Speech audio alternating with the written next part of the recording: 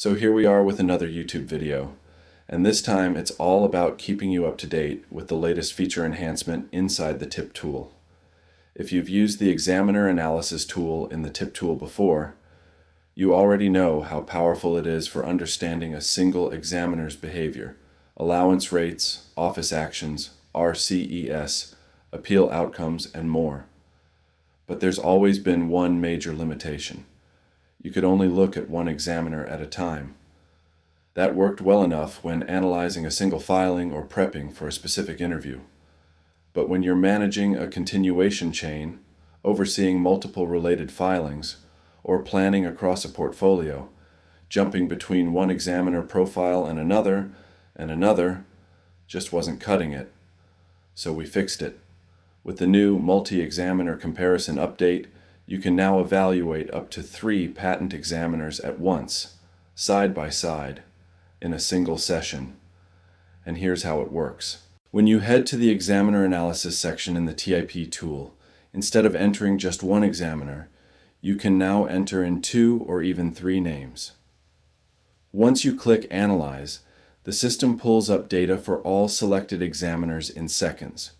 Right at the top, you'll see the allowance rate comparison, a visual chart showing each examiner's allowance rate next to their art unit average and the USPTO national average. The color coding makes it easy to spot who's above average, who's stricter, and how they compare at a glance. Scroll down and you'll land on the examiner profile table. This is where you'll find key metrics for each examiner, all lined up. Total applications, handled granted cases.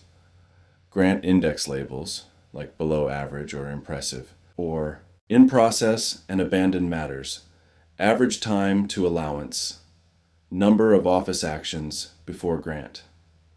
Each stat gives you a clearer sense of how that examiner typically behaves, and how they differ from the others you're evaluating. Need a quick readout? Click the More button under any examiner card, and you'll get a high-level summary in plain language.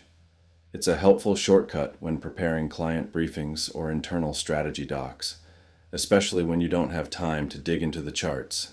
But if you do want to go deeper, just keep scrolling. You'll start to see rich visualizations for each examiner.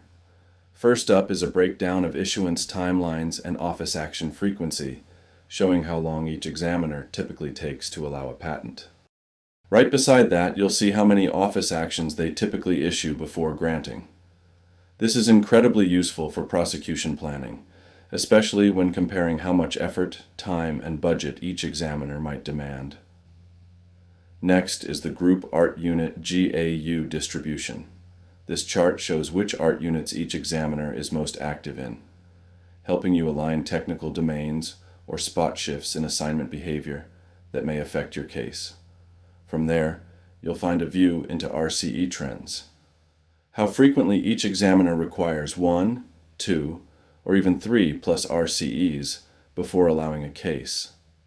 If you're looking to anticipate delays or build more accurate cost models, this is a must-watch metric. Another critical area is applicant versus examiner response timing. This shows how long applicants typically take to respond to actions, and how quickly each examiner replies. Patterns here help forecast overall prosecution duration and cycle time. Then there's the Pre-Appeal Brief Conference, PABC, Outcomes section. If an examiner has a history of appeals, this visual shows how often applicants succeed, fail, or reach resolution pre-appeal. Great context when you're deciding whether to push back or pivot. And just like other TIP tool visuals, several of these charts, including RCE, Distribution Office Action, Type Breakdown, PABC, Win-Loss Outcomes, GAU-wise Office Action Frequency, all include a toggle in the top right corner that lets you switch between bar chart and pie chart views. Use whichever format gives your team the clearest understanding, or suits your reporting and presentation style. All of these metrics were already available for individual examiners.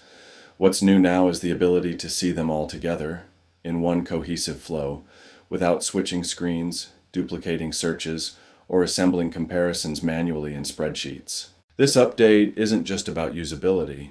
It's about making prosecution strategy faster, clearer, and more informed.